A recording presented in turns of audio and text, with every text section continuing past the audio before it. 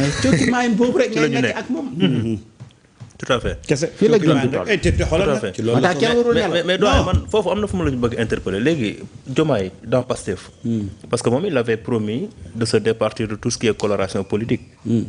du def politique léegi moom est-ce que dafa war a des ci Pastef ak démarche yi muy am ni wala dafa war a toog ba tey nekk militant au parti bi. ah mais ça c'est l'appréciation du bureau politique de Pastef ah. non mais Samba pour man xam nga yàggoon naa ko fi wax nag. waaw ne bureau politique bu Pastef it dañoo manqué de courage. mais loolu wax nañ ko fi. mais il faut réagir. man de je suis sûr que il faut réagir. mais je suis sûr que su ko keneen defoon. waxatuñu ay waxam ba tey. mais pourquoi pas Diomaye. loolu nag loolu seen cëggali guy la xam nga ñun ñii on n'est pas de Pastef on n'est pas du bureau politique. mais ci li ñu xamal tey mais en tant que analyste. bu fekkee incarné même valeur yi. que ñoom dañu wax ne mën a bokk ci seen biir. le règlement intérieur reste le règlement intérieur. képp koo xam ne da nga ko ñànk a respecté y a des sanctions prévues par le parti. tout à fait. maintenant si le parti prend ses responsabilités jël décision tant mieux suñ ko jëlul it loolu seen cëggali guy la. xam nga Samba analyste politique yëpp. dañu jël kaawu Diomaye def ko comme cas d'école. ci benn côté cas d'école la.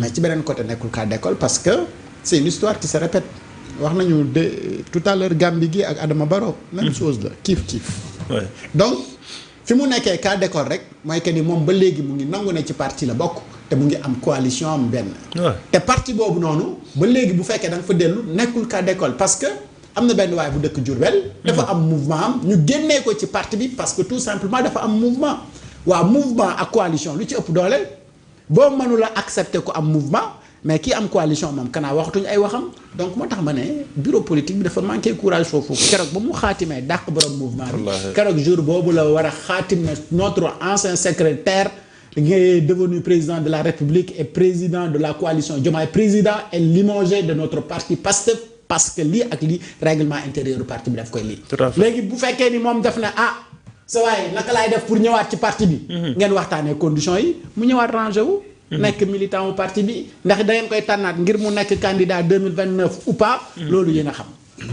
mais comme xëtt na charte yi te seen parti day bañ lii mais appliquer leen règle parti bi parce que moom ba muy démissionné ci poste de secrétariat boobu daf ne woon seen texte yi da yéen a wax ne pour ma bañ a bokk ci parti bi def lii léegi démissionné naa mais règle yooyu noonu ngeen fixé woon mais appliquer leen ko mais lan mooy problème bi bu nekkeen beneen membre ngeen appliquer règle yi mais comme membre bi léegi mooy président de la République lu tax du ngeen appliquer règle yi mais nag c'est un jeu c'est un jeu parce que nag gis nga fii ñu toll nii kii njëkk a radical ci position yam il peut perdre beaucoup de choses il peut laisser des plumes waaw maanaam xam nga tey buñ ko dàqee c'est trop risqué. xam nga tey beneen affaire la. ni nga mën a waxee ne nañu dàq Diomaye. noonu nga mën a imposer Sonko ne ko comme amatu leen gis-gis génnal gouvernement bi. waaye c'est-à-dire que moo tax ma ne la niveau d'appréciation yi. waaw niveau d'appréciation yi mënul nekk benn ñoom ñoo nekk ci biir. am na benn game buy dox boo xam ne tey ku ci nekk yaa ngi calculer parce que xam nga tey.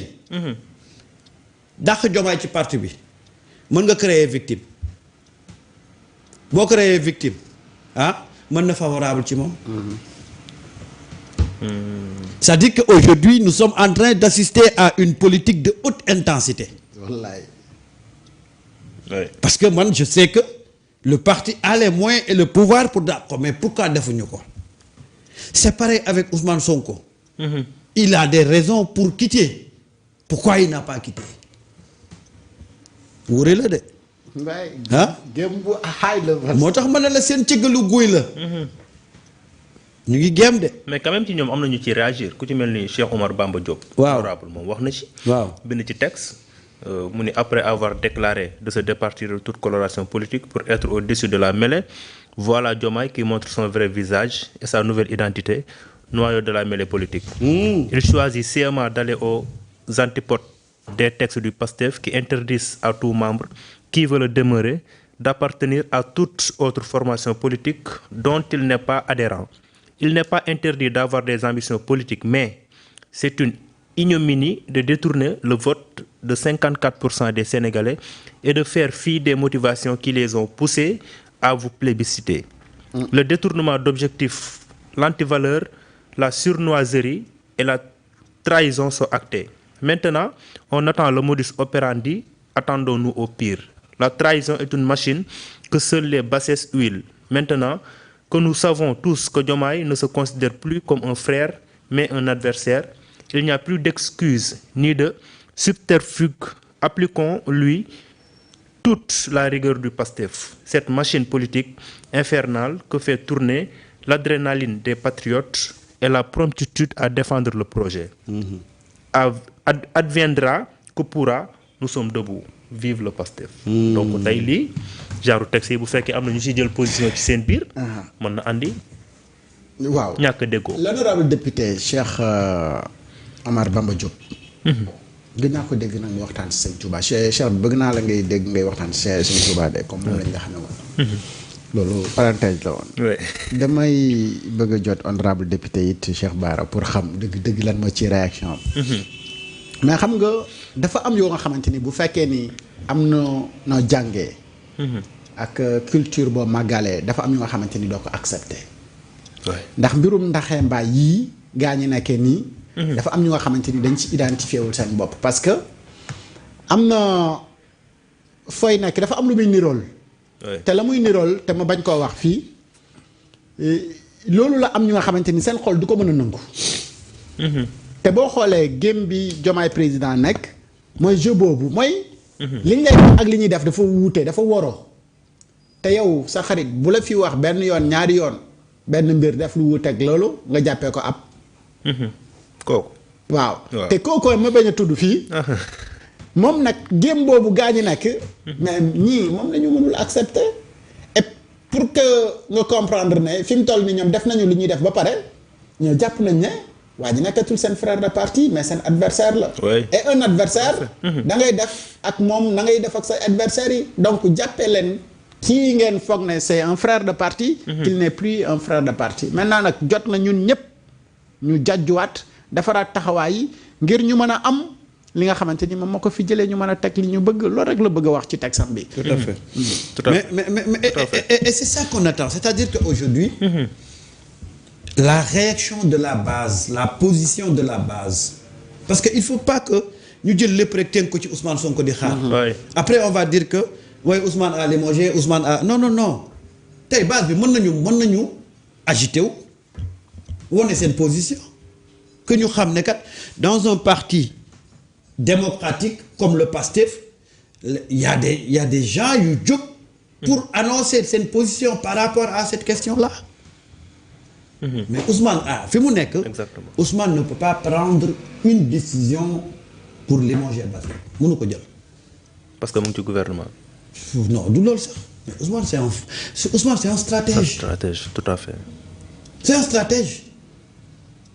gis nga le jeu politique là bii déroulé nii ku ci dem ak émotion ku ci dem ak envie de vouloir coûte que coûte régler ce problème là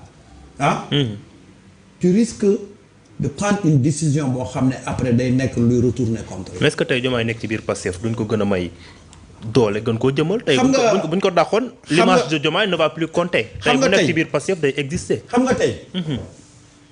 Diomaye nekk ci biir Pastef. il existe. loolu c'est peut-être. ci texte Diomaye qui perd. Ouais, et puis c'est si texte. Mais dans la tête du militant de Pastef. Diomaye n'est plus dans Pastef. En réalité. Et même dans la tête du citoyen lambda. jàppatul ne Diomaye il est dans Pastef. Diomaye n'apporte rien à Pastef. Et Pastef ne fait plus rien pour Diomaye. Donc léegi nag quand est-ce qu'il faut acter officiellement ce divorce-là? C'est une question de timing. tu da ngay jóg rek comme ça pour jël ay décisions xam ne parce que tey Diomaye lan la apporter Pastef. dara. Pastef moom moo ko apporter dara. ma ne xanaa Pastef moo ko apporter dara mais moom apporter wul. Pastef voilà gis nga. Ousmane c'est quelqu'un qui joue avec le temps. Ousmane il maîtrise le temps et chaque chose bu ko waree def. day xool ci timing bu ñu ko war a defee. mu defee ko fa. xam nga situation bi tey. tekk-tekkaaralam gii mu def nii nekk gi mu nekk ci biir gouvernement bi di liggéey sans tambour ni trompette mooy pousser de l'autre camp à toujours commettre des erreurs. Exactement. C'est ça. C'est-à-dire que situation bi mu nekk ak ni muy doxalee il est en train de les pousser à commettre des erreurs.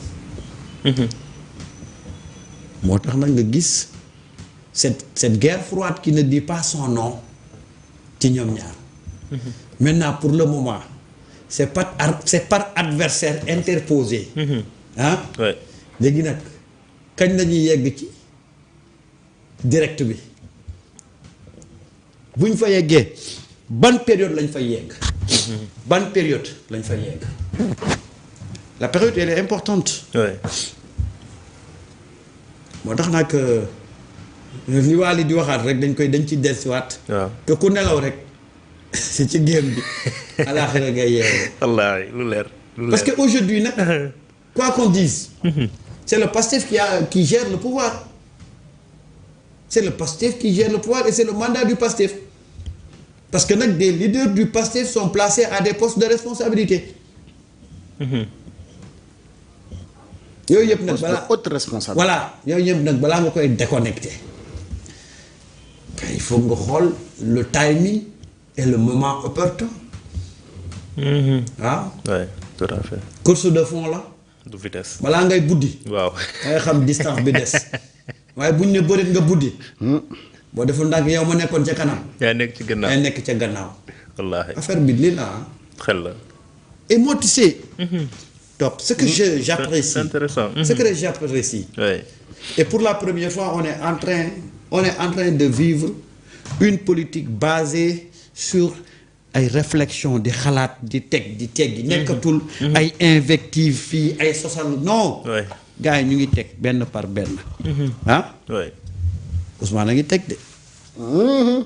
ba mu génnee feuille de route am boobu dafa teg ñu dawal une semaine ñiy taxawal seen permanence. teggi la teggi waaye nag dafa am ay spectateurs yoo xam ne dañ leen forcer ñu doon ay spectateurs ci game bi te bëgguñu woon doon ay spectateurs ndax acteur lañ bëggoon doon. mooy ñan opposition bi. ñoom ñu ngi ci dëkk bi. ñoom ñooy commenter tey siège yu kii bi siège yu coalition bi ñoom ñoo ci nekk di ko commenter. parce que l'opposition ne comprend rien et je vais te faire une confidence. un haut responsable xam nga toog lu ma laaj. waaw Samba man de contacté nañ ma pour ma dem ca coalition ba. un haut responsable. waaw. président d'un parti politique. wala. un haut responsable militant bu nekk ci. biir Benno Bokk Yaakaar. ok. mu ne ma dañ ko contacté. waa Diomaye président ñoo ko demal. voilà mais problème am mooy dafa xamul ndax lii science fiction la wala réalité la. du ko xam. te bëggul dugg ba ci biir ñu ne ko naxee mbaay. te it bëggul toog ba affaire bi romb ko. li ko dal moo dal ñëpp. ban taxawaay lay taxaw ma ne ko yow ban taxawaay ngay taxaw ma ne ko lotori ko mu ne ma lan ma ne ko lotori ko. gañ ba perte. waaw defal fistet et vous voyez. et loolu. c'est de la politique mooy gis nga à partir de cet exemple là. tey moo dal beaucoup de leaders politiques. oui. c'est-à-dire que ñoom tey dañ leen obligé ñu nekk